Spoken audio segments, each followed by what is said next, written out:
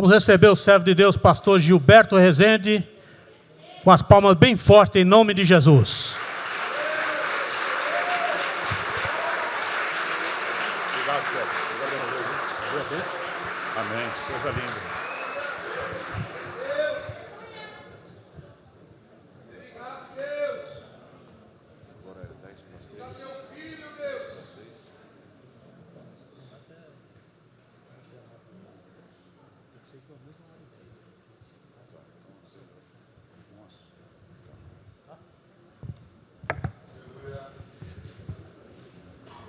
Meus irmãos queridos, recebam a paz do Senhor Jesus. Amém.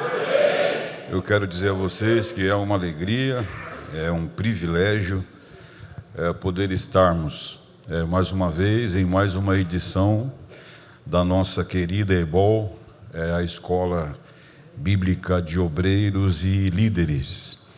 Este que é um projeto que nós idealizamos, junto com o pastor Giovanni. Fizemos lá a primeira edição com muito trabalho, com muita dificuldade, e ao longo dos anos vem se consolidando. Ao longo dos anos o Senhor tem dado corpo, e evidentemente com todo o esforço da nossa presidência, do pastor Giovanni e toda a diretoria atual, que nós conseguimos chegar a esse formato aqui. Então, que Deus em Cristo seja glorificado por este momento ímpar que estamos vivendo aqui. Eu quero agradecer ao pastor Giovanni, que está me franqueando mais uma vez a oportunidade de falar ao coração de vocês. Ser lembrado num momento como esse é sempre muito gratificante. Deus abençoe a todos vocês, aos pastores que estão presentes, as pastoras, todos os líderes, todos os obreiros presentes, que o Senhor seja glorificado. Deus abençoe a todos vocês. Eu espero ser um instrumento de Deus para a vida de cada um de vocês aqui neste dia, e que no final de tudo nós possamos sair daqui com valores, com riquezas profundas que somente os céus podem nos dar e a palavra de Deus nos proporciona. Custa alguma coisa preparar um assunto como esse, E eu não digo nada a vocês. Eu compartilhei isso com o pastor Giovanni. Ele me passou os tópicos. A verdade, quem preparou o material, a edição do material foi feita pelo pastor Florentino, que vai falar no segundo período. Pastor Florentino, para quem não conhece ele é um mestre na palavra, Pastor Florentino foi diretor do IBN, é o maior seminário de teologia do nosso município, um doutor da palavra mesmo. Então, e eles me passaram os tópicos, e eu na preparação, aquela correria de igreja e viagens e uma série de coisas, eu passei uns 4 ou 5 dias estudando para preparar o assunto, fiz várias anotações, e aí eu falei, bom, agora eu vou pegar os tópicos que o pastor Giovanni me passou e fazer as ponderações finais, e o assunto está pronto. E aí, quando eu fui olhar as anotações que ele me passou, eu estudei 1 Timóteo, e o assunto está em 2 Timóteo. Então, ou seja, aquilo que eu estudei eu vou pregar em outro momento, no outro dia, e aí eu comecei novamente, tudo do início, falta de atenção, né, irmãos? E aí eu comecei a preparar tudo novamente, entender qual era a dinâmica daquilo que o pastor estava se propondo a fazer, e deu tudo certo. Então é isso, nós vamos à Bíblia. Eu sou um homem simples e, como pregador, eu não tenho aquelas falas bonitas que a galera tem por aí, Meus irmãos, é um prazer inefável, inenarrável estar com vocês. Aquela turma que engrossa a voz, eu não tenho isso aí. Então, I love you para todo mundo, e vamos para a palavra de Deus. Glória a Jesus. Glória a Deus, glória a Deus. Bom, nós vamos ler a segunda carta a Timóteo, para os irmãos se situarem. Nós vamos hoje estudar a segunda carta a Timóteo, e estudando os 4 capítulos, eu devo ter o cuidado de não ultrapassar a linha que foi estabelecida. O meu assunto ele deve ficar nos 2 primeiros capítulos. Tudo que eu vou falar está embasado apenas nos 2 primeiros capítulos. E aí depois, no segundo período, o pastor Florentino vai estar ministrando nos outros 2 capítulos desta carta. Nós vamos ler desta feita o capítulo 2 e o versículo de número 15, que é a referência bíblica que o texto bíblico diz: procura apresentar-te a Deus aprovado, como obreiro que não tem de que se envergonhar e que maneje bem a palavra da verdade. Glória a Deus. Queridos, eu vou dividir esse assunto aqui em 3 eixos, tá bom? Nós vamos falar aqui neste dia sobre o primeiro tópico, que é o obreiro e a verdadeira chamada. Nós vamos falar sobre o obreiro e a fé sincera. Nós vamos falar sobre o obreiro onesíforo. E por último, nós vamos falar das metáforas que o texto ele apresenta em se tratando de obreiros. Mas aqui nessa introdução, eu gostaria de pensar com vocês a respeito de algumas questões que são relacionadas a essas 2 epístolas, né? Primeiro que tem o seguinte: essas epístolas, embora o apóstolo Paulo, nas epístolas, ele tenha adereçado a mesma pessoa, nós precisamos entender que trata-se de 2 momentos ou de 2 cenários totalmente diferentes, né? Por exemplo, quando você lê a primeira epístola de Timóteo, a primeira carta de Timóteo, você chega à conclusão que trata-se de um momento formativo da igreja. Ali são contidas instruções que servem para qualquer comunidade de fé em qualquer momento da história. Esta epístola, diferente das outras, ela não é adereçada a uma igreja, por exemplo, né? Ela tem uma conotação pessoal. Ela não só está sendo adereçada a Timóteo, como também outros nomes são mencionados na narrativa desta carta. Mas ela tem um caráter formativo. É um momento em que a igreja ela está se formando. Então a preocupação do grande missionário é apresentar as soluções e, de uma certa forma, as orientações básicas para que a igreja ela tenha a sua estrutura estabelecida, e os novos líderes, os novos obreiros, o jovem pastor Timóteo, ele tenha então um embasamento necessário para que ele possa cumprir o seu chamado. Nas 2 epístolas, a figura do jovem obreiro, ela é exaltada. E por que eu digo isso? Porque na narrativa você encontra várias citações a Timóteo, e em todas as citações, ele é citado de uma maneira sempre respeitosa. Não há nenhuma admoestação severa, não há nenhuma exortação, não há nenhuma palavra de exortação do apóstolo Paulo para Timóteo. É sempre em um tom respeitoso, em um tom de afeto, em um tom que nos faz entender que trata-se de alguém muito querido, né? Diga-se de passagem que o jovem obreiro, ele tem uma base, é aquilo que hoje, na atualidade, se chama de rede de apoio, né? A sua rede de apoio era muito boa. O contexto que ele vivia, o contexto familiar, era um contexto interessante. Ele fazia parte de uma família piedosa, né? Por exemplo, ao observar um pouco a biografia de Timóteo, você chega à conclusão de que ele era, segundo se deduz pelos textos sagrados, ele era filho de pai grego, de uma mãe piedosa, uma mãe judia, e ele esteve intimamente associado com Paulo a partir da sua segunda viagem missionária. Quando Paulo escreve para Timóteo, provavelmente nesse período ele está na Macedônia, a caminho de Nicópolis. Só que nesse interim, Timóteo ele é deixado em Éfeso. Essa informação é importante nós termos. E ali ele vai permanecer por um longo período.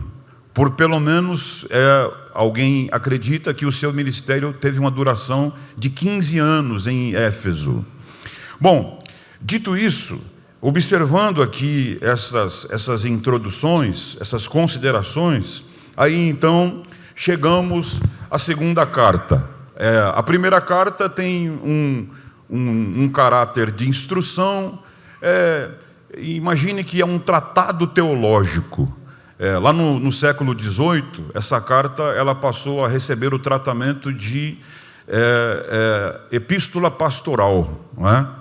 Por quê? Porque nessas epístolas, tanto a primeira de Timóteo, a segunda, Tito e até mesmo Filemão, ganha esse caráter de pastorais, porque são epístolas que traz um tratado teológico, que traz instruções para as comunidades de fé de todas as épocas, em todos os períodos. Parece que foi escrito ontem.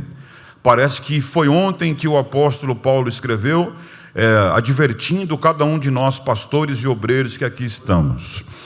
Quando chega na segunda epístola, que é sobre essa que nós vamos nos debruçar e aprender aqui esta noite, o caráter muda. Por quê? Porque Paulo, um ano depois de haver escrito a primeira carta, novamente ele está falando com Timóteo. E acontece que agora o cenário é outro. Acontece que o sentimento é outro. Acontece que o contexto que eles estão é outro. Acontece que o sentimento do próprio Paulo é outro. O que vem em mente quando nós lemos essa carta aqui? Aí a gente precisa respeitar o contexto. Onde ele estava, por que ele escreve e qual é o contexto? Paulo, ele era prisioneiro em Roma, como resultado de uma perseguição que foi promovida por Nero. Ele sabia, escrevendo essa carta, ele sabia que a sua morte ela estava próxima. Isso fica claro no capítulo 1, versículo 18, 16, depois do capítulo 4, do 6 ao 8. Ele estava enfrentando o frio, ele estava enfrentando a solidão e estava em uma masmorra. O veterano missionário, agora ele escreve ao seu filho na fé. E o seu desejo, o seu anseio é que o seu filho na fé, que aquele jovem obreiro fosse ter com ele. Ele queria muito que o seu filho na fé estivesse com ele. Alguém acredita que pouco depois, seguindo a tradição, depois de escrever essa carta, Paulo, meus irmãos, ele foi decapitado na Via Óstia, ao oeste de Roma. Então, essa aqui é a última carta. Depois desta, ele não vai escrever nenhuma outra. Depois desta carta, nenhuma outra carta será escrita. Esse é o último escrito de Paulo. Preso em uma masmorra, enfrentando a solidão, enfrentando dias difíceis, enfrentando... Eu prometi para vocês que não ia entrar nos capítulos que tem a ver com a aula do pastor Florentino, mas lembra que mais para frente ele vai dizer assim ao jovem Timóteo: olha, quando você for vir ter comigo, vem depressa, traz para mim os livros, traz para mim os pergaminhos. Eu fico muito emocionado, irmão, glória a Deus. E por que isso? Porque ele não queria que as percepções que ele tem de Deus, que a fé viva, a fé verdadeira que ele tinha em Deus se perdesse. Oh glória! Ele estava preso numa masmorra, mas em todo tempo ele exaltava ao Senhor, lia, meditava nos textos sagrados e declarava em alto bom som: a minha fé não morrerá nessa masmorra. Oh glória! A minha esperança não morrerá nessa masmorra. Se você consegue entender isto, abra sua boca e dê glória ao nome de Jesus aqui neste momento. Oh glória a Deus! Oh glória a Deus! Aí, meus irmãos, o que nós temos aqui? Para iniciar, falando objetivamente, depois de haver feito aqui esta introdução, o que é que nós temos? O apóstolo, na verdade, ele deixa claro aqui, ao iniciar esta carta, que a primeira convicção que o obreiro ele precisa ter é a convicção da sua chamada. Repita comigo: convicção da minha chamada. Oh glória a Deus, glória a Jesus. Presta bem atenção, eu prometo ser sucinto, mas não ser superficial. Eu espero entregar todo o conselho de Deus para você aqui neste dia. O que acontece? Se você observar o capítulo 1, olha como começa o capítulo 1, versículo 1. Paulo, apóstolo de Cristo Jesus, pela vontade de Deus, de conformidade com a promessa da vida que está em Cristo Jesus. Deixa eu falar algo. Pode ser que alguém, sem entender a narrativa, sem entender o contexto, sem entender o que ele está vivendo ou falando, isso pode soar arrogante, pode soar que ele está apresentando suas credenciais, pode soar que ele está batendo no peito e dizendo: eu sou apóstolo, eu sou... Não. Ele está dizendo que a condição que ele está, o momento que ele está vivendo, ele está declarando: eu sou apóstolo de Cristo Jesus, pela vontade de Deus. O que quer dizer isso, pastor? É que eu não caí de paraquedas no ministério, eu não fui oferecido, aleluia, foi o Senhor que me chamou pela santa vocação. Oh glória, bendito seja o Deus do céu. Gente, eu preciso me conter, porque essa coisa de ser pregador pentecostal e ensinar dá um trabalhão danado, irmão. Você tem que ficar se contendo, entende? Para não virar o encerramento de congresso. Olha para cá, escuta aqui. Escuta aqui, qual é o grande problema? Qual é o grande problema, pastor? O grande problema é que, por vezes, as pessoas não entendem que é o Senhor que dá obreiros para a sua igreja. Quando nós lemos, por exemplo, se você quiser acompanhar aí, quando nós lemos, por exemplo, o Evangelho de Mateus, capítulo 9, o Evangelho de Mateus, capítulo 9, o Evangelho de Mateus, capítulo 9, diz no versículo 37, então se dirigiu aos seus discípulos, quem? Jesus, dizendo o quê? A seara, na verdade, é grande, mas são poucos cearenses, glória a Deus.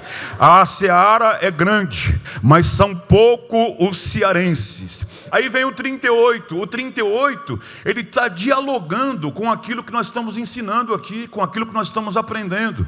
Olha o que é que Jesus diz: rogai, pois, ao Senhor da seara, para que Ele mande trabalhadores para a sua seara. O ministério, irmão, o ministério é para aqueles que são chamados pelo Senhor. O ministério é para aqueles que são chamados. Existe muita discussão entre chamado e vocação, vocação e chamado. E aí tem gente que dá aula sobre isso, passa horas falando sobre chamado e vocação. Só que os dois termos derivam de um vocábulo no grego que é kaleo. E kaleo significa chamar ou convocar. Então, quem foi chamado foi convocado pelo próprio Deus. Aí eu preciso lhe explicar algo. O chamado não é sobre um projeto de vida. O chamado não é você olhar para você e pensar assim um certo dia: não sei, eu acho que eu vou ser obreiro, hein? Eu acho que a partir de agora eu vou me esforçar, eu vou virar parceiro do pastor, eu vou ser amigo do meu líder, eu vou começar a chegar perto dele, vou ter um bom relacionamento com ele, vou criar um alinhamento com o meu líder. Eu acho que eu vou ser pastor, mano, eu acho que eu levo jeito, eu tenho jeito para esse negócio aí. Ô irmão, não se meta nisso. Se Jesus não chamou você, Hebreus capítulo 5, versículo 4, olha para mim. Hebreus capítulo 5, versículo 4. Ninguém queira para si essa honra, senão Arão, chamado por Deus. Ô glória! Ministério não é para quem acha bonito, ministério não é para quem é vaidoso, ministério não é para quem tem o ego inflado, ministério é para quem Deus chamou, ministério é para quem Deus levantou. Ô glória! Aleluia! Aleluia, aleluia, aleluia. Aí, escuta isso, fica comigo no sermão. A chamada, ela não é um projeto de vida, não é sobre algo que você determinou, mas é uma convicção profunda que nasce no coração do homem. Entende? É uma convicção, é maior que você, irmão, é maior que os seus sonhos, é maior que as suas pretensões, é maior que as suas possibilidades. Pastor, como é que eu sei que eu estou diante de um chamado? O chamado assusta, o chamado maravilha.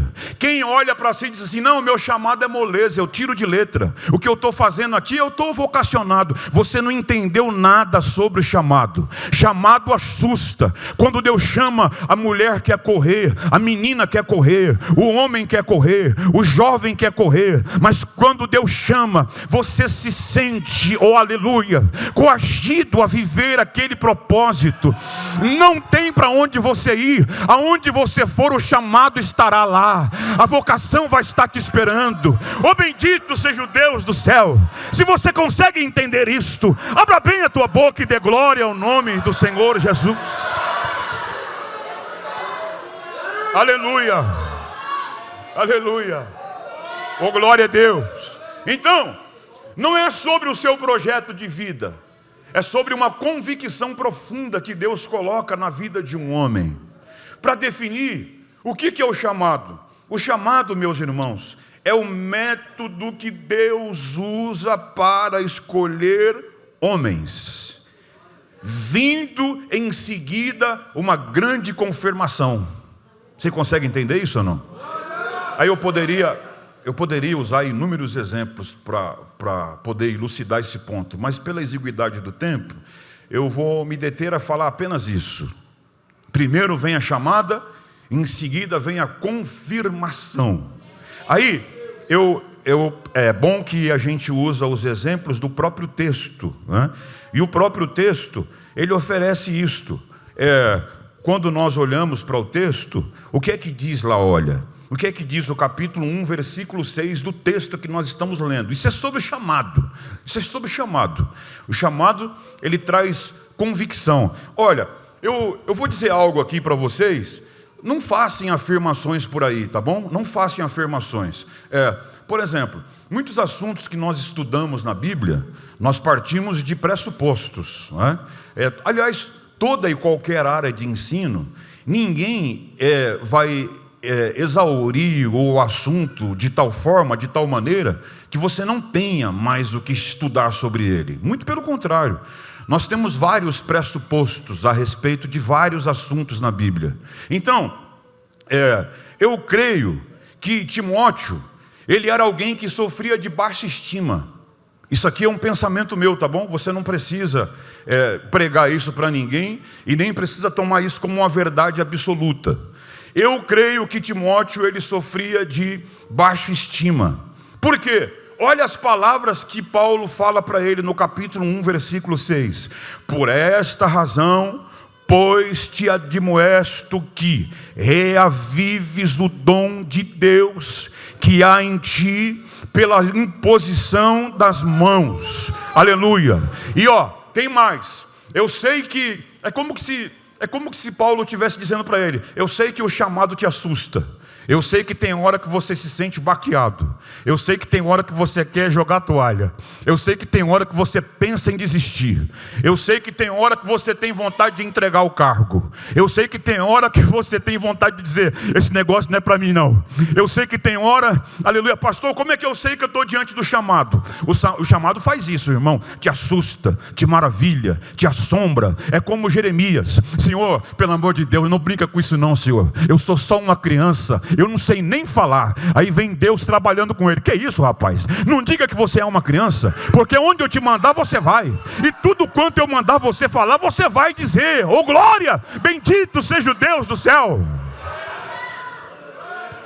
E é por isso que o Senhor, Ele usa a vida do apóstolo Paulo para falar com Timóteo. Quer saber? O Senhor Deus não tem nos dado um espírito de covardia, mas de poder, de amor e de moderação. Oh glória, bendito seja o Deus do céu para sempre. Aí, irmãos, fazendo algumas considerações que o nosso querido pastor, professor Florentino, ele fez aqui na apostila.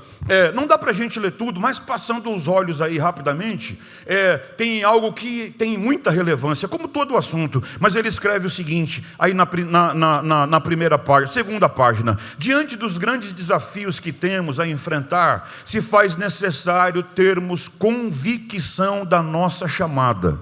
Caso contrário, enfrentaremos muitas dificuldades e não concluiremos a obra a ser realizada. Você está cercado de várias distrações.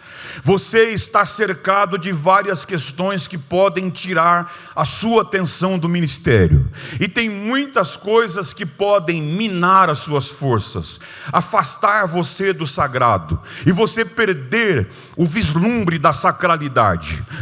O secularismo está aí, batendo na porta. Quanta gente que abandonou o ministério, irmão, porque acredita que o Jesus morreu na cruz para dar uma carreira para ele, e não oferecer um ministério poderoso. Quanta gente, irmão, que abre mão do ministério por conta do ganho, por enriquecimento. Pastor, tem algum problema a gente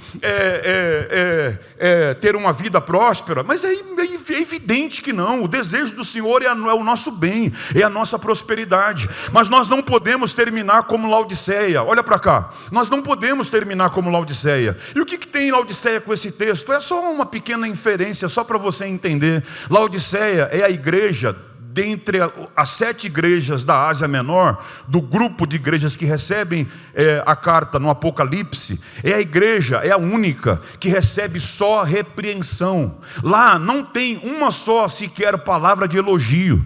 Tem igreja que tem, por exemplo, de Tiatira, é uma igreja que tem elogio, repreensão. Esmirna tem só elogio. Laodiceia é só repreensão, irmão. Não tem um elogio para esta igreja. Por quê? Porque o secularismo tomou conta da igreja. Por quê? Porque a igreja foi dominada pelo ganho. Eles estavam em um contexto que lá na cidade tinha uma substância que reduzida ao pó poderia ser usado para o uso farmacêutico. Na cidade havia pequenas indústrias têxtil, aonde o dinheiro rola solto, fácil. Vem banqueiros, vem gente para ganhar com a movimentação do dinheiro. Aí Deus pega o contexto de tudo isso. Quer dizer que vocês estão aí preocupados com produtos farmacêuticos, com tecido e com dinheiro? Eu vou mandar uma palavrazinha para vocês. Aconselho que vocês comprem de mim, aleluia, colírio, para que vocês unjam os olhos. Uma referência àquilo que havia lá do produto farmacêutico. Aconselho que vocês comprem de mim ouro refinado pelo fogo. Uma referência ao dinheiro que circulava em Laodiceia. Aconselho que vocês cubram o corpo de vocês com vestido para não aparecer a vergonha de vocês. Uma referência à indústria têxtil. Aí, qual é o grande problema? É quando a igreja perde a sua utilidade. Como assim? Pastor, o que quer dizer isso, irmão? O Senhor fala com essa igreja. É o seguinte, eu estou triste com vocês, porque vocês não são quentes e vocês também não são frios. Vocês são morno. E porque vocês são morno, eu estou a ponto de vomitar vocês da minha boca. Olha para cá, olha para cá. Nenhuma igreja, nenhuma comunidade de fé chega a esse ponto da noite para o dia, não. Isso é algo que é feito, irmão, diariamente, em escolhas erradas, em afastamento do sagrado. Você deixa de pregar a palavra, você deixa de ser voz de Deus para a igreja, você deixa de ensinar as pessoas, e a igreja vai se distanciando. Por que água fria e água quente e a morna Deus não suporta? Porque se fosse água fria, servia para matar a sede. Se fosse água quente, poderia ser usado em um tratamento dermatológico, tinha poder de cura. É Deus falando, vocês não servem para curar ninguém, vocês não servem para matar a sede de ninguém, vocês são água morna, não serve para impactar a sociedade. Uma igreja, escute isso, irmão, eu vim disposto a pregar para vocês aqui essa noite, oh glória. Uma igreja que não tem um santo do homem de Deus no altar, uma igreja que não tem um homem que tenha convicção da sua chamada, ele leva as pessoas ao afastamento de Deus. Só dá para enfrentar os tempos em que estamos vivendo se for alguém que tem vida com Deus, convicção de chamada, oh glória, aleluia, e a unção de Deus sobre o altar. Se você entende isto, levanta a tua mão para o céu e dá glória ao Senhor Deus aqui para sempre.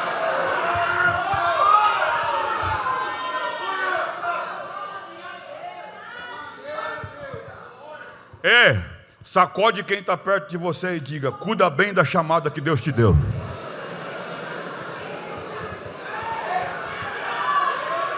Ele manda si vidou bijora baravas. Ele mandou bidir calamanda evangelho vassaios. Sacode ele de novo e diga, cuidado, estão tentando te distrair, hein?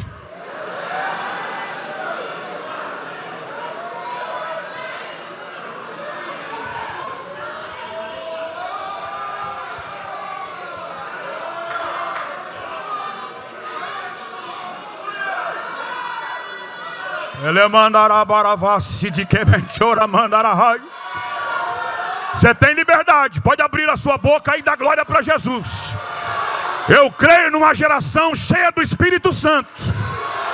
Eu acredito em pastor que ainda fala em línguas estranhas. Oh glória! Ele é baravassi de obidi calamander é vacia. Oh glória! Então, primeiro tópico, convicção da chamada. O obreiro precisa ter uma chamada verdadeira. Segundo tópico, aqui eu vou passar rápido, que eu quero chegar logo no terceiro tópico. Estou com pressa de chegar no terceiro, irmão, com medo danado do meu tempo acabar. O obreiro e a fé sincera. O obreiro e a fé sincera. Deixa eu explicar isso aqui para vocês. Eu vou fazer uma breve leitura aqui da apostila, aí no tópico 2, o obreiro e a fé sincera. Quando diz, neste tópico queremos ressaltar a importância de uma fé verdadeira e sincera. Esta postura se faz necessária para a vida de um verdadeiro obreiro, pois vivemos tempos difíceis e não é difícil encontrarmos aqueles que se dizem obreiros, mas com condutas desaprovadas e comportamentos duvidosos. Fato esse que não engrandece o nome do Senhor e não cumpre o verdadeiro chamado cristão. E aí o pastor continua. Poderíamos destacar o capítulo 1 da segunda carta, inúmeros fatos que caracterizam uma fé sincera e verdadeira. Vamos criar, por exemplo, o versículo 4. Lembrando das suas lágrimas, estou ansioso por ver-te, para que eu transborde em alegria. O 5, pela recordação que guardo da sua fé não fingida, a mesma que habitou na tua avó Lóide, a tua mãe Eunice, e eu estou certo de que também em ti. O que Paulo ele está falando para o jovem pastor? Escute isso. Escute isso. Ô irmãos, hoje nós estamos recebendo aqui um amigo queridíssimo meu, o pastor Roberto Borges, que ele faz parte da presidência da ADSA Brasil. É uma das maiores igrejas do estado de São Paulo, Assembleia de Deus, aqui na zona sul de São Paulo, se não a maior da zona sul. E o pastor Giovanni já fará uma apresentação à altura para esse nobre pastor, mas perdoa, pastor, pela indelicadeza de não licitar aqui, viu? Você mora no coração e não paga aluguel, varão, e não será despejado por isso. Glória a Jesus. Escute aqui. O que o apóstolo Paulo está incitando o jovem pastor pensar? Qual é a provocação? A minha fé ela tem que ser verdadeira. Eu preciso ter convicções profundas do meu Deus. Eu preciso entender na íntegra qual é o propósito de Deus, o que é que Deus está fazendo hoje, porque olha, o reino está em movimento, irmãos. Viu? Eu quero que você saiba disso. O reino está em movimento. Deus está fazendo alguma coisa agora. Nesse momento. Nesse exato momento está acontecendo alguma coisa no céu. E nós precisamos estar conectados com o reino. Quando eu oro, eu boto meu joelhinho na madrugada para falar com Deus. E aí eu falo com o Senhor: Senhor, deixa eu participar do que o Senhor está fazendo hoje. Deixa eu participar do que o Senhor está fazendo agora, Senhor. Eu não posso ser como um jornal velho, entende? Um jornal da semana passada, com notícias desatualizadas. A Bíblia é mais completa do que o jornal que vai sair amanhã ainda. Então eu tenho que estar atualizado, irmão, conectado com o céu. Está comigo na mensagem, amém ou não amém? Estou me fazendo entendido para você, amém ou não amém? Eu preciso estar em conexão com o reino. Eu preciso entender qual é o propósito de Deus. E eu preciso ter, acima de tudo, uma postura firme, digna, respeitosa. Uma postura que denota confiança. Para que as pessoas que estão à minha volta, elas entendam que realmente aquele é um lugar em que a palavra de Deus, ela é pregada. A palavra de Deus tem prioridade, que a igreja não é, e aí, isso aqui não é nenhuma crítica a nenhuma liturgia, nenhuma forma de culto, muito pelo contrário. Quem sou eu para fazer alguma crítica? Como você trata a noiva de Jesus, isso é um problema exclusivamente seu. E aliás, é bom que todos saibam, aqueles que tomam conta da noiva, que o dono da noiva é o noivo. E um dia todos nós vamos prestar conta diante dele. A gente só toma conta da noiva, mas o dono da noiva se chama Jesus. E aí, o que acontece? O grande pensamento que está pairando aqui é exatamente essa narrativa em que qual é a influência que os falsos mestres, os falsos ensinos poderia trazer para a igreja. As distorções doutrinárias, a falta da instrução. Quando se falta a palavra em um altar, outras coisas ocupam o lugar da palavra. Eu vou deixar que você faça as suas conclusões. E aí tem lugares que trocaram. Ô irmão, eu sou pentecostal desde que eu nasci, tá bom? Eu nasci no meio do fogo, não me acostumo com cinza. Mas a palavra não pode ser trocada pelos dons espirituais. A palavra não pode ser trocada pela música. A palavra não pode ser trocada pela coreografia. Entendeu, irmão? Por quê? Porque se você olhar para a gente que está aí do teu lado aí, tem gente que já está com o cabelinho branco. 10 anos, 20 anos, 30 anos de crente. E se você chegar pertinho dele aí e perguntar para ele: escuta, o que foi que te manteve até aqui? Quer saber? Não foi a liturgia. Não foram os louvores. Não foi, irmão, aleluia, os movimentos que nascem de quando em quando. Este crente vai lhe dizer: foi a palavra que me manteve de pé. Foi a palavra que me manteve de pé. Deixa eu lhe dizer uma coisa. Se você acostumar a igreja com dança, tudo bem, o povo vai contigo para a dança, mas quando faltar dança, o povo vai embora. Se você acostumar a igreja com revelação, tudo bem, vai virar uma multidão de gente na tua igreja, porque o povo gosta do misticismo, irmão. Quando dizia assim, ó, vai vir uma pessoa aqui que revela RG, até o inimigo aparece lá para saber o número do RG dele. Entendeu, irmão? Glória a Deus. Só que no dia que faltar revelação, o povo vai embora. Se você acostumar a igreja com festa em cima de festa e programação em cima de programação, beleza, todo mundo vai com você. Mas o dia que faltar grana para fazer a festa, o povo vai embora. Se você, aleluia, alimentar a noiva com a palavra, como o apóstolo disse a Timóteo, pregue a palavra, pregue a palavra, pregue a palavra, pregue a palavra, pregue a palavra, oh glória, bendito é o Deus do céu. Se você consegue entender isto, abra bem a tua boca e dê glória ao nome de Jesus aqui essa noite.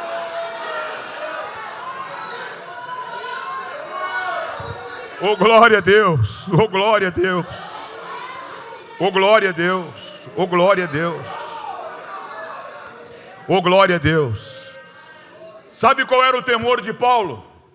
O temor de Paulo era que a igreja não se desfigurasse. Guarda essa palavra. Prepare uma mensagem nesse tema aí, irmão. Você que é pregador, que está aqui me ouvindo, prepare uma mensagem nesse tema aí, eu te desafio. Que a igreja não se desfigurasse com o passar do tempo.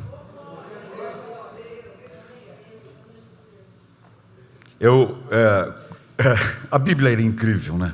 E aí, quando a gente vai falando, vai abrindo várias janelas, assim, para a gente entender. Lembra de Atos dos Apóstolos? Lembra de Atos dos Apóstolos? E perseveravam. Quem sabe? E perseveravam na doutrina dos apóstolos. Quem mais? Na comunhão e no partir do pão. Escute bem, uma coisa importantíssima. O que mantém a igreja com uma fé viva é a exposição da palavra. Eu temo que a Bíblia seja deixada de lado com o passar do tempo nas igrejas. Eu temo que as Escrituras seja deixada de lado. É por isso que o apóstolo Paulo, ele vai falar com este santo obreiro, dizendo para ele guardar o Evangelho, capítulo 1, versículo 14, guarda o bom depósito. Que bom depósito? O Evangelho, mediante o Espírito Santo que habita em nós.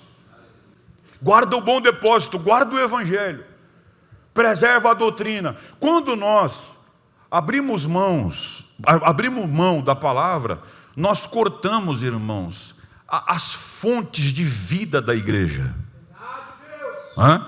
Você percebeu que no Antigo Testamento sempre houve uma tentativa de vários monarcas de matar os profetas? Já reparou isso? Por quê? Porque o profeta trazia incômodo, porque o profeta protestava contra eles. Muito mais do que isso. Os profetas, eles orientavam o povo. Eles não só traziam predições para o futuro. Os profetas, eles diziam aquilo que o povo tinha que fazer, manifestava a vontade de Deus, mostrava o caminho do erro e mostrava a cura, o lugar do arrependimento. Então, quando se matava o profeta, ou pelo menos se tentava matar o profeta, era exatamente na tentativa de calar a voz de Deus, e a narrativa do mal ainda é a mesma. Olha, o mal ainda luta para poder calar a voz profética na nossa geração. Certas posturas, certas práticas, certas coisas, nós só venceremos com a palavra, com instrução, com entendimento.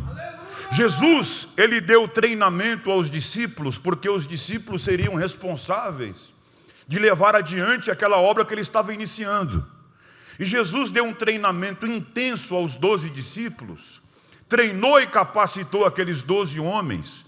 E aí, diga-se de passagem que Jesus tinha um ministério tríplice. Jesus pregava, Jesus ensinava e Jesus fazia sinais. Jesus pregava para quem não o conhecia passasse a conhecê-lo. Jesus pregava para que aqueles que já o conheciam tivessem a sua fé consolidada. E Jesus fazia sinais para que se cumprisse o livro do profeta Isaías, capítulo 61. Eis que o Espírito do Senhor Jeová está sobre mim. Jesus, ele ensinava justamente para que as verdades elas ficassem fixadas no coração e na mente dos discípulos, e eles pudessem repassar aquela mensagem. Você quer ver? Um outro exemplo, isso é fantástico de entender, irmãos, é fantástico de entender isso. Você já se perguntou como é que Moisés fazia para que aquilo que Deus falasse com ele chegasse lá no último homem, no pelotão da congregação, 600 mil homens, fora mulheres e crianças? Não vamos falar de números exatos, faz suas contas aí, 600 mil pessoas, fora mulheres e crianças. Imagine Moisés falando: pessoal, Deus falou comigo, acabou de mandar uma mensagem aqui. Até onde chegaria essa mensagem? O primeiro 100, irmão. Sabe como é que essa mensagem ia adiante? Isso aqui não está na Bíblia, mas entende-se por inferência. Repetidores. Repetidores. Mas não é como telefone sem fio não, irmão. Porque no telefone sem fio, você diz amém, lá no final chega aleluia. Você diz aleluia, no final chega misericórdia. Não, aqui a gente não tem dialetos. Nós temos uma única língua. Aquilo que é dito no altar é repetido com verdade. A Bíblia, ela é repetida com verdade para gerar uma fé profunda, uma fé com convicção, entendendo que o Cristo da igreja morreu na cruz do Calvário. A mensagem não mudou, ele ainda salva, perdoa, batiza com o Espírito Santo e um dia virá para buscar a noiva. Se você entende isto, abra bem a tua boca e dá glória para Jesus aí.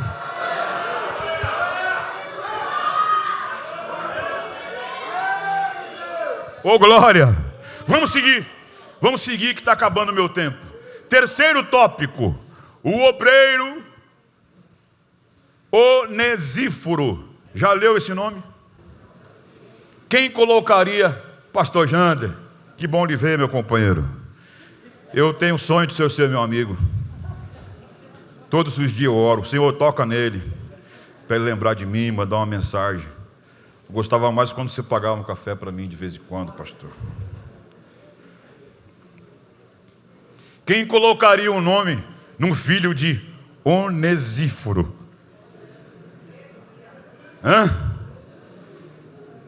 Quem colocaria? Espera aí que eu vou recorrer a uma colazinha. Ô irmãos, perdão que eu sou ainda, eu não pertenço à era digital. O meu negócio é papel, só funciona com papel. Se não tiver papel, acabou o ensino do pregador. Escuta, eu quero chamar a sua atenção para algo importante, presta bem atenção. Quem é Onesíforo? E agora se prepara, irmão, porque se não der para dizer aleluia, diga misericórdia, diga alguma coisa, porque essa parte aqui não é boa de ouvir não. Essa parte aqui não é boa de ouvir não. Escuta bem isso. Aí, nós vamos ler o texto, tá bom? Volta lá no capítulo 1, versículo 16. Capítulo 1, 16. Quando diz o texto: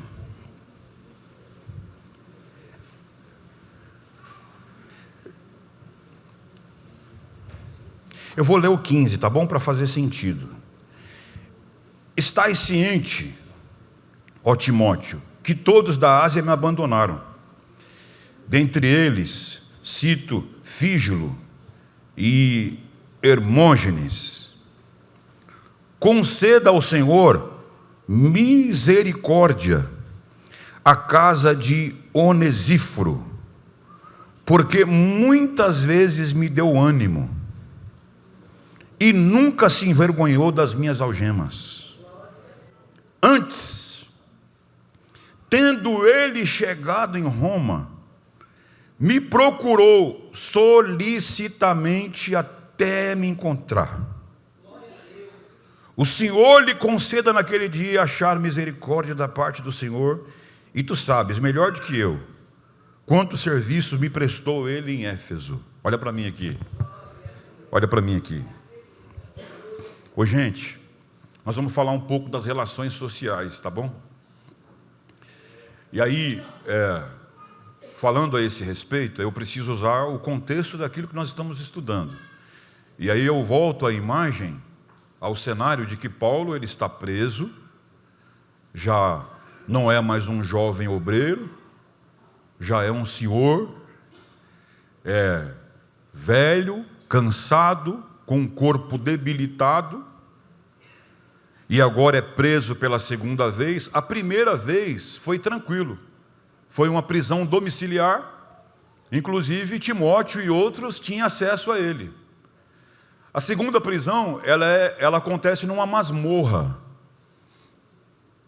e existe muitas crenças a esse respeito, se tratando de uma masmorra, um lugar escuro, fédido, sem a luz do sol, né?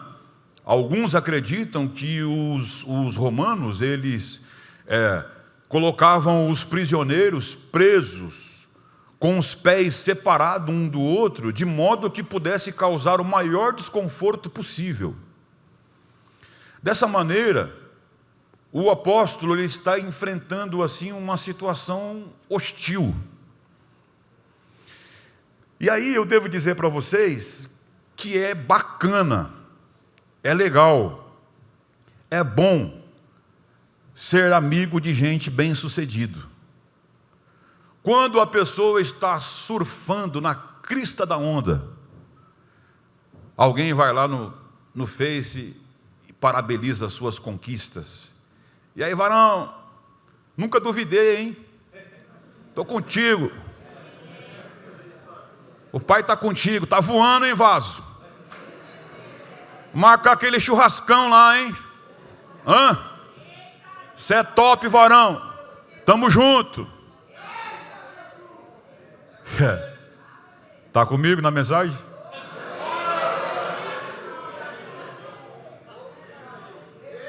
O problema é que a vida ela não é linear. Professor Florentino? A vida ela não é linear. A vida tem altos e tem baixos. Tem dia que você está top, irmão. Tem dia que você está só pela misericórdia. E é normal, quer dizer, não deveria ser normal, é comum das pessoas ter o desejo de se associar de gente bem-sucedida. Só que para nós obreiros, não deveria ser assim. De nós, o Senhor espera outra postura. Quer que eu te ajude a entender? Fígilo, Hermógenes, que não são nomes comuns na Bíblia, pensaram bem consigo e disseram, acho que o pai não está mais com o Paulo não, rapaz. Acho que o pai está pesando a mão nele.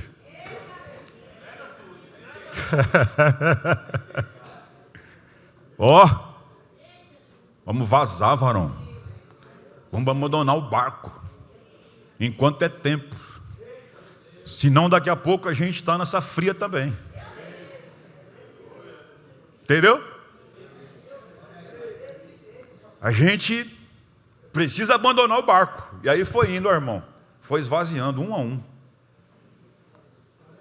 O zap não toca mais. Chega mais mensagem. Não tem mais convite para pregar. Ninguém lembra de você para nada. Ninguém lhe convida para nada. E aí a gente se sente abandonado. Sozinho. E é incrível, irmãos, que a igreja, o Senhor sempre se provê de pessoas que têm a habilidade de nos abençoar, irmãos. Só que a questão para nós aqui essa noite é que nós não podemos esperar ser o tempo todo abençoados. Nós temos que ser os abençoadores. Entendeu? Aí eu te provoco agora. Vai lá, varão. Vai atrás de quem faz tempo que você não conversa. Para desse negócio de ficar mandando mensagem. E aí, sei o que e tal. Eu vou te ajudar a acabar com isso. Esse negócio de WhatsApp destruiu as relações. Por quê? Porque um amigo. Aliás, quando uma pessoa liga para mim hoje, e para mim isso é uma prova de amor, irmão. Porque a gente não recebe mais ligação de ninguém. Quando o celular toca, você diz, sangue de Jesus tem poder. Que barulho foi esse? Que nunca mais tocou o telefone, irmão. Nunca mais tocou nosso telefone. Então a gente fica chocado. Quando alguém liga, parece que tem mais atenção, que é o nosso bem realmente. Entendeu, irmão? Aí, o que diz? Olha só. O que é que o texto está dizendo? O que o texto está dizendo? Me recreou. Ele me deu ânimo. Olha, o Onesíforo, que o Senhor conceda a ele misericórdia, porque muitas vezes ele me deu ânimo. Como é que dá ânimo para alguém? É você chegar naquele momento em que as coisas estão dando tudo errado, em que a pessoa insiste em servir a Jesus, está na presença de Deus, está fazendo tudo certo, e a sua vida está um embaraço de ponta cabeça. É você chegar perto e dizer, não desanima não, varão, conta comigo. Na hora que você precisar, eu vou estar junto. Aqui em mim, você tem um parceiro de oração. Pode todo mundo te abandonar, mas eu quero que você saiba, eu respeito a chamada de Deus na sua vida. Segundo, eu quero que você saiba, eu sempre estarei orando por você. Terceiro, aleluia, glória a Deus, eu acredito que o Deus do céu vai cumprir tudo aquilo que lhe prometeu. Levanta a cabeça, é fase, vai passar. É fase, vai passar. Ô irmão, olha para cá. Todos nós temos que ter cuidado com a nossa saúde emocional. Todos nós temos que cuidar das nossas emoções, da nossa vida espiritual. Mas tem hora que o problema vem, tem hora que a luta vem. Mesmo estando vivendo uma vida piedosa, uma vida separada, santificada, os problemas batem na porta. E como é bom poder contar com obreiros e obreiras onesíforas, que chega perto e diz, conta comigo, vai passar, é só luta, é só uma provazinha, daqui a pouco você vai ter vitória. Oh glória, a mão de Deus está contigo. Oh glória. Segundo, o Onesíforo, ele tem outra qualidade, hein? Ele não se envergonhou das minhas algemas. Por quê? Porque você falar que é amigo de alguém que está em cima do altar, pastoreando uma igrejona, ou que tem uma vida bem sucedida, que está tudo tranquilo, tudo na bênção, isso aí, as pessoas dizem, poxa, que bênção, você é amigo de fulano de tal, nossa, eu não sabia. Sim, eu sou íntimo, sou chegado, tenho até a foto aqui com ele, aqui a foto que eu tirei com ele, tiramos uma selfie, entendeu? Agora, quem é que quer ser amigo de gente quebrada, irmão? Quem é que quer ser amigo de quem não tem um tostão no bolso? Quem é que quer ser amigo de quem não tem contrapartida? Quem é que quer ser amigo de alguém que não pode lhe pagar um café? Quem é que quer ser amigo de alguém que não pode fazer nada por ninguém, irmão? Oh glória, bendito seja Deus. Paulo está dizendo, eu dou valor para Onesíforo, aleluia, eu estava preso, ele nunca se envergonhou de ser meu irmão. Oh glória, se você entende isto, abra bem a tua boca e dê glória a Jesus aqui essa noite.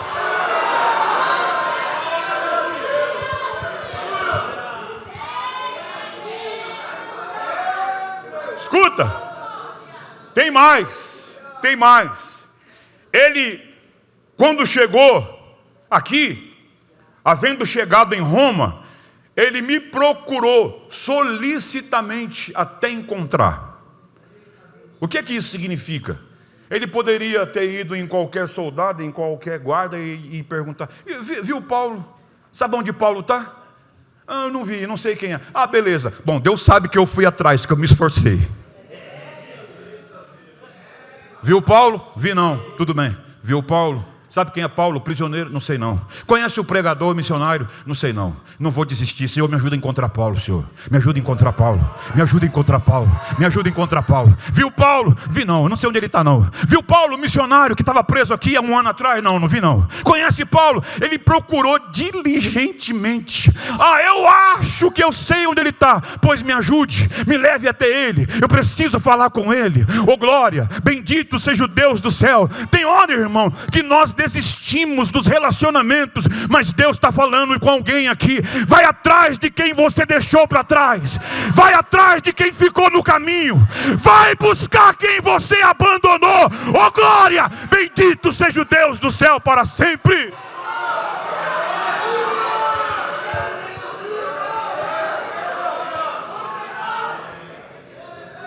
Por fim, ele, para terminar aqui esse tópico, ele diz assim: olha, o Senhor o conceda naquele dia achar misericórdia da parte de Deus, ou diante de Deus. Tu sabe melhor do que eu quantos serviços ele me prestou em Éfeso. Sabe qual a melhor definição disso? É estar junto, é estar próximo. Entendeu? Escuta aqui, escuta aqui. Nós estamos vivendo num tempo em que termina um culto, termina uma conversa, termina qualquer reunião, um faz um joinha para o outro, diz: e aí varão, tamo junto, hein? Tamo junto. E aí manda uma abreviação lá no Insta, ou no WhatsApp, ou TMJ, tamo junto, bota o joinha na frente. Só que eu preciso dizer a vocês que estar junto dessa maneira não é o suficiente. Você precisa estar próximo. Por quê? Porque Provérbios 27:17 diz que o ferro em atrito com outro ferro afia ferro. Se você quiser usar uma faca, os churrasqueiros que estão presentes aqui no culto, eu sei que tem, dá um amém um churrasqueiro aí. Aí, eu senti, varão. Isso aqui é uma profetância. Glória a Deus. Eu senti que tinha. Escuta. Se você quiser afiar uma faca, não precisa você pegar uma chaira, não precisa você pegar uma pedra, basta você pegar uma faca e passar uma na outra. Quando você vai ver, o milagre aconteceu. A faca está afiada. Por quê? Ferro no ferro se afia. Sabe o que é que o sábio está dizendo? A convivência social, ela tem um poder estimulante, irmão, sobre a mente, sobre o cérebro do outro. Uma coisa é você mandar uma mensagem, entendeu? Entendeu? Ô, varão, Deus abençoe, estamos juntos. E a outra coisa é você montar no carro silenciosamente, ou pedir um Uber, ou entrar no busão, ou entrar ir de a pé, chegar na porta do varão e dizer: e aí, varão, Pai do Senhor? Quando ele te vê, irmão, o coração dispara. Consegue entender isso ou não? Meu Deus, eu não acredito que você está aqui. Aí vai em direção a um amigo, dá um abraço nele, diz: vim te ver, rapaz. O que aconteceu? Está acontecendo? Não, eu só vim te ver, só vim aqui te dar um abraço. Eu só vim aqui, eu estava em casa, fiquei com a vontade de te ver, fiquei com a vontade de vir aqui dar uma palavra para você. Isto é o obreiro onesíforo, é aquele que se importa com o outro, é aquele que se importa com o próximo. Oh, bendito seja o Deus do céu para sempre. Que Deus levante vários onesíforos para cada igreja representada aqui esta noite. Oh, glória a Deus. Vamos ao último tópico. Eu ainda tenho outro compromisso, irmão. Já eu vou me embora. Glória a Jesus. Último tópico: as metáforas do obreiro. Pastor, posso falar mais 5 minutos? Tudo bem se eu falar mais 5 minutos? Então vamos embora. As metáforas do obreiro. As metáforas do obreiro. Glória a Deus. Bendito seja o Deus do céu. Aí, vamos recorrer ao texto. Vamos recorrer ao texto. O capítulo é o número 2. E aqui eu encerro. Capítulo de número 2.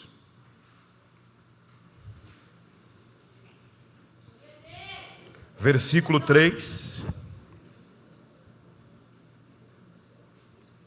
4, 5 e 6. Gratidão ao pastor, professor, doutor Florentino, pela gentileza de ter preparado aqui o material. Eu fiz menção ao senhor, uma justa menção ao senhor no início, mas o senhor não tinha chegado ainda, então faço novamente, viu, pastor? Muito obrigado pela gentileza, glória a Deus. Escuta, capítulo 2, a partir do 3, diz assim, olha: participa dos meus sofrimentos como um bom soldado de Cristo. Nenhum soldado em serviço se envolve em negócios desta vida, porque o seu objetivo é satisfazer aquele que o arregimentou. Igualmente, o atleta não é coroado se não lutar segundo as normas. O lavrador que trabalha deve ser o primeiro a participar dos frutos. Aí, dito isso, nós precisamos entender que o apóstolo, ele usou aqui essas 3 figuras para elucidar a disciplina que deve haver na vida de todo obreiro. Aí a gente se pergunta, mas por que será que ele usou a figura do soldado, do atleta e do agricultor? É porque cada um deles oferece uma lição, cada um deles oferece uma figura. Nós estamos falando de um homem que sofreu prisões, sim ou não? Sim. Paulo, ele estava familiarizado com a questão da prisão, por exemplo. Tanto é que ele usa a figura da prisão em outros textos. Basta a gente ficar atento a narrativa bíblica, que a gente aprende isso, né? Por exemplo, quando nós olhamos para a carta aos Efésios, o capítulo 6, a partir do versículo de número 11, ele vai falar das armaduras. Provavelmente ele está falando das armaduras do soldado romano, né? Aqui ele vai falar sobre o calçado, vai falar sobre couraça, vai falar sobre dardos inflamados, e aí ele fala sobre o capacete que os salvos devem ter, que é a palavra de Deus, né? E por fim ele fala da espada. Então, olha a figura do soldado. Tudo isso é baseado na experiência, na vivência dele, das vezes que ele esteve preso, daquilo que ele via dos soldados romanos e tudo mais. E então ele via o quê?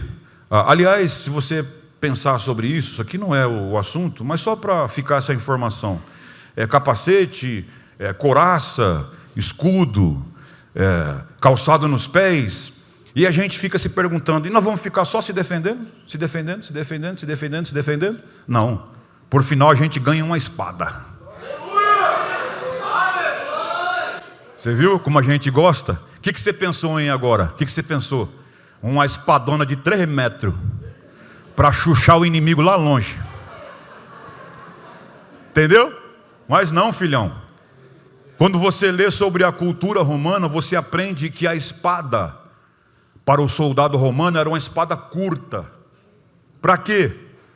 Para batalhas individuais. E eu vou ensinar uma para você aqui agora. Vida cristã, ela não acontece simplesmente no campo de batalhas. Vida cristã acontece também em duelos. O que a gente está fazendo aqui agora, isso aqui é batalha, certo? Você quer ver? Pastor Giovanni, fala o nome de alguém que canta, rapidamente. Qualquer um que canta aqui. Qualquer um. Qualquer cantor. Aqui, qualquer um que está aqui agora. Quem canta? Então você vai passar uma vergonha. Fique de pé, por favor. Fica aí. O antigão. Porque ele vive, posso crer no ar. Vamos lá, bora. Vai, canta sozinho. Segura aí. O senhor que se intitulou cantor. Não. Você não pode mudar a regra do jogo. Porque ele vive, posso crer. Bora.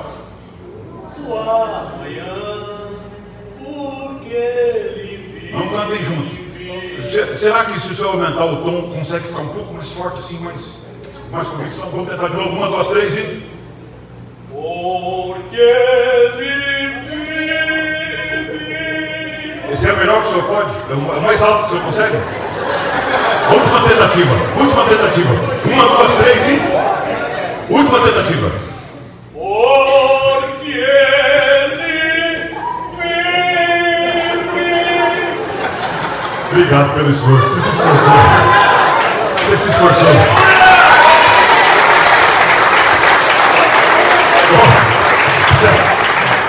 Olha aqui pra mim. E isso foi um duelo. Agora isso aqui é uma batalha, todos juntos. Vamos lá, no 3. 1, 2, 3 e... Porque...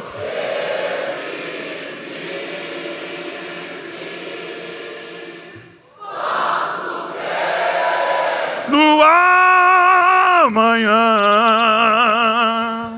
porque ele vive,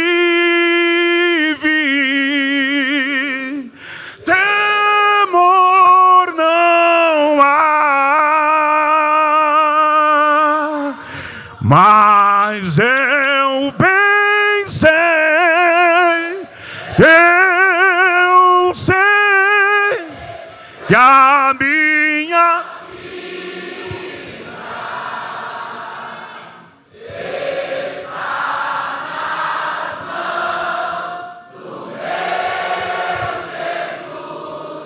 que vive está.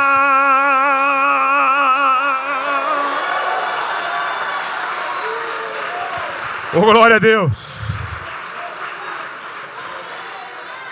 Escuta aqui. Você consegue entender isso? Vida cristã é duelos e batalhas.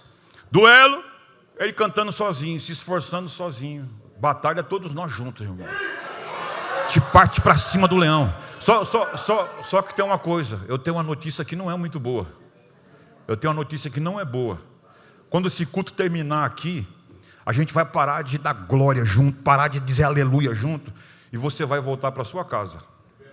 Aí vai ser de novo você e os seus pensamentos, você e as suas tentações, você e as suas lutas, você e os seus duelos, você e o seu computador, você e o seu celular, você e os seus medos, você e os seus temores. E aí o apóstolo Paulo, lá em Romanos, no capítulo 7, ele diz assim: Senhor, ô desaventurado homem que eu sou, quem me ajudará a me livrar do corpo dessa morte? Talvez ele está lembrando de uma ideia que havia entre os bárbaros, né? Que quando cometiam um assassinato contra o seu semelhante, pegavam esse homem e prendia ele ao corpo, ao cadáver, para que ele morresse junto. Paulo se sente assim: quem me ajudará a me livrar do corpo dessa morte? Eu estou preso a essas coisas todos os dias. Aí eu gosto da Bíblia, irmão, porque a Bíblia termina com esperança. O capítulo 7 não acaba com o livro de Romanos. Vem o 8, oh glória a Deus, aleluia. Vem o 8 trazendo esperança, mostrando que graças ao Cristo Jesus, nós não somos mais devedores do corpo, do pecado. Sim, porque a lei do Espírito nos trouxe vida. Oh, bendito seja o Deus do céu para sempre. Paulo, ele olha para a figura do soldado e ele vê o quê? Disciplina. Disciplina é o que todos nós precisamos de disciplina, irmãos. Em suas prisões, ele observou o comportamento e a disciplina dos soldados, e por isso que ele faz essa associação, entende? Nós precisamos de disciplina, como um bom soldado. Nós só vamos vencer as batalhas e duelos que estão à nossa volta se nós tivermos disciplina. Nós só venceremos os sofrimentos da vida e do ministério cristão se nós tivermos disciplina. Amém ou não amém? Já termino. Por que a segunda figura do atleta? Por que ele traz essa figura? Por que ele usa essa metáfora? Ora, é simples. O atleta, muito provavelmente agora ele tem o seu pensamento voltado para os jogos nacionais na Grécia, e onde anualmente os competidores já estavam para participar das grandes competições. E aí escuta bem isso, escuta bem. Qual é a rotina de um competidor? Ora, ele tem que ter disciplina. Um competidor precisa treinar. Um competidor precisa ter uma boa dieta. Um competidor não pode comer qualquer porcaria. Um competidor tem que se alimentar corretamente. Um competidor precisa ter disciplina nos treinos, entendeu? Senão você não consegue os resultados esperados. Você precisa ter um comportamento que vai te levar aos resultados que você espera. Como é que alguém chega no dia da competição? Já tentou imaginar isso? Como é que um atleta chega para o dia da competição? Ele olha para si próprio e diz assim: a dieta está ok, a rotina está ok, entendeu? Estou no peso certinho, não ganhei peso, o treinamento físico está bom, o aeróbico está em dia, musculação está em dia, está tudo em dia. Só que toda competição em que um atleta vai participar, ela tem as regras. E se não cumprir as regras, pode ter o melhor desempenho possível, mas no final não recebe a premiação. Olha aqui para mim que eu termino agora. Já vou devolver aqui o microfone. Sabe qual é o grande problema?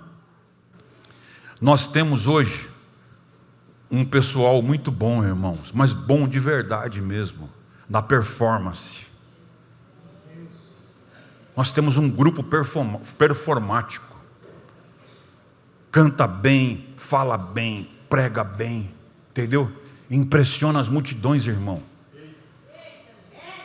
Tem gente que você ouve pregar, você fala: misericórdia, cara. Onde é que esse cara estava que até agora eu não aprendi isso na Bíblia ainda? Onde foi que essa obra do engano tirou isso, que até hoje eu não aprendi esse negócio na Bíblia? Tu fica impressionado, irmão. Uma performance incrível, os caras estão voando. Você fica impressionado, vai ver a galera cantar misericórdia, divide vozes, e faz falsete, e faz não sei o quê, e traz aquelas musiconas americanas com jogo de luz, que não sei o quê. Você vai para os cultos, você fica bestinha. Desculpa o bestinha, que eu sou filho de baiano, viu, irmão? Você fica bobo de ver a performance. Só que eu vim aqui para terminar essa mensagem dizer para você que nessa competição aqui tem regra. E você pode ser performático, mas não cumpriu a regra, não tem premiação. Deus não está preocupado com a sua performance. Deus não está preocupado quantos seguidores você tem no Insta. Deus não está preocupado quantas visualizações tem seus vídeos. Deus não está preocupado quanto você é capaz de gerar engajamento. Deus está preocupado se você está cumprindo as regras. Deus está preocupado se você tem feito a vontade dEle e cumprido o seu propósito. Oh glória! Se você consegue entender isto, levanta a tua mão para o céu e adora Jesus aqui essa noite.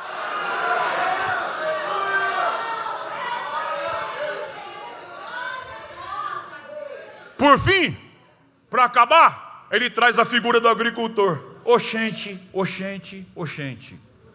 De todos esses, o agricultor é aquele que causa menos empolgação.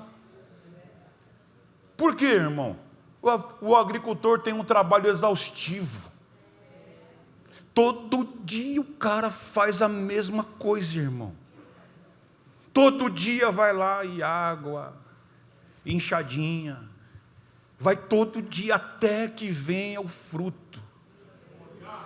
É um trabalho É um trabalho que não empolga. Entendeu, irmão?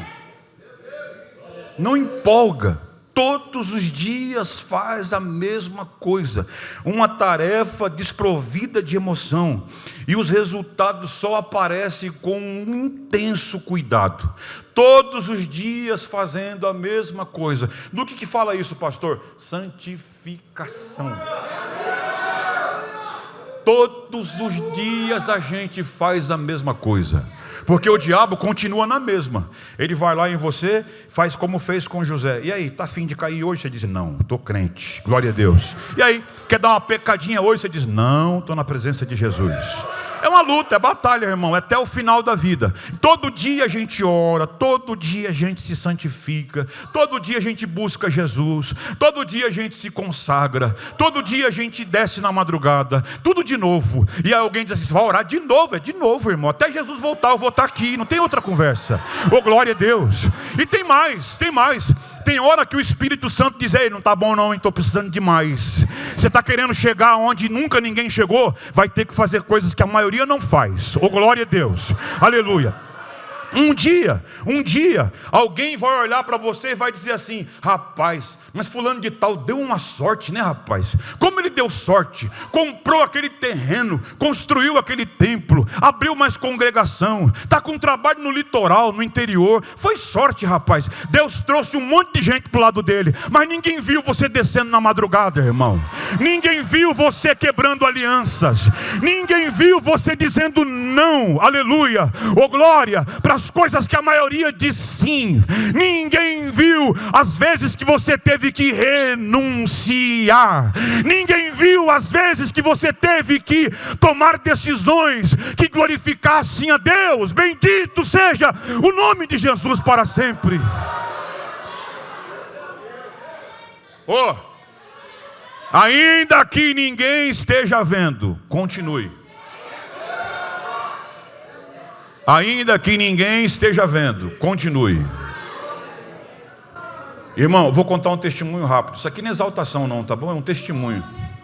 Esses dias eu estava orando, pedindo algo ao Senhor, e tem uns crentes da minha igreja que acham que eu tenho problema, que eu não tenho juízo, pelas decisões que eu tomo. Isso é porque eles não sabem o que eu oro. Porque se eles soubessem o que eu oro, aí eles iam dizer que eu tenho que ser internado mesmo. Aí um dia eu estou orando de madrugada, nós temos uma oração na igreja 5 horas da manhã, toda sexta-feira. Reúne um pequeno grupo, com pouco, com muito, nós estamos lá orando. E aí eu quebrantado, chorando, buscando a presença de Deus e clamando a Deus, Eu disse, Senhor, eu preciso tanto, eu preciso muito. Aí o Espírito Santo falou no meu coração, você quer mesmo, realmente, de verdade? Disse, Senhor, é tudo que mais quero na minha vida. Aí o Senhor disse a mim, pois passa a fazer o que você não fez até agora. Ô irmão, é duríssimo. Eu tenho quase 30 anos de caminhada no ministério. E eu parei na hora, até secou as lágrimas. Eu disse, mas Jesus, como é isso? Aí eu subi no púlpito, dia seguinte, irmãos, é da ceia, nós vamos fazer uma oração aqui. Nós temos 2 cultos de domingo lá, um culto de manhã e outro culto à noite. Depois da pandemia, colocou um culto de manhã, não deu para tirar mais. O culto começa às 9h30 de manhã e o outro às 18 horas. E aí, eu disse à igreja, nós vamos fazer uma oração amanhã. Aí um disse, amém, também, amém. Pois é, amanhã nós vamos começar a oração 6h30. Aí o gaiato perguntou, vamos orar até que hora, pastor? Vamos orar até o culto começar. Das 6h30 até as 9h30. Aí eu não ouvi nenhum amém. Aí eu disse, e de tarde nós vamos voltar de novo para a oração. Aí eu ouvi assim oxe.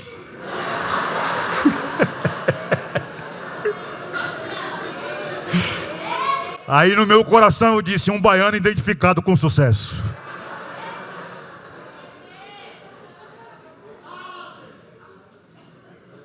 Aí eu disse, de tarde, a oração vai começar às 3. E o gaiato, termina que hora? Na hora que começar a ceia. 6 horas. Então, está funcionando assim. Culto de ceia. 6h30 o templo está aberto. Pastor, e vai alguém? Ah, vai, irmão. Acredite.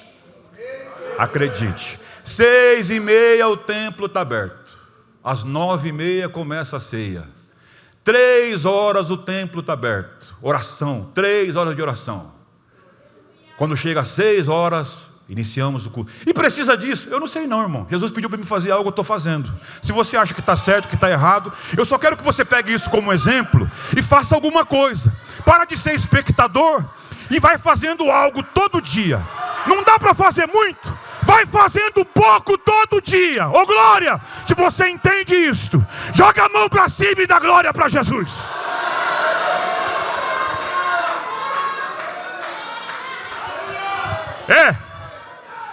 Olha para quem está perto de você. Aponta assim para ele, ó. Aponta assim para ele. Diga assim, ó. Ou você tem fé para ter um ministério poderoso, ou então terá que ter equilíbrio emocional para ver o que Deus vai fazer em mim.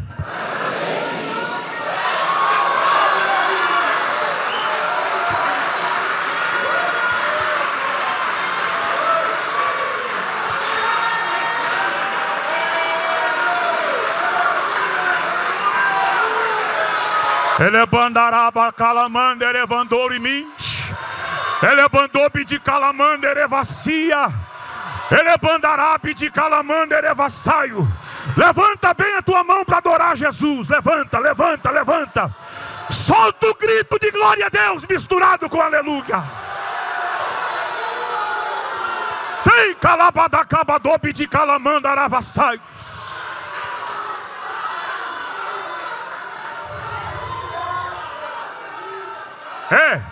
Ô glória. Para terminar, deixa eu recolher minha bagunça aqui. Para terminar, um dia alguém vai olhar para você e vai dizer que você teve sorte, mas Deus conhece a tua caminhada, Deus conhece a tua trajetória, Deus sabe quem você é. Então faça, aleluia, um pouquinho todos os dias, mas não pare de fazer. Ainda que está tudo dando errado, continue fazendo aquilo que é certo, porque uma hora a provisão de Deus, o milagre de Deus, a bênção do Senhor vai alcançar a tua vida. Se você crê, solta o grito de glória a Deus aí.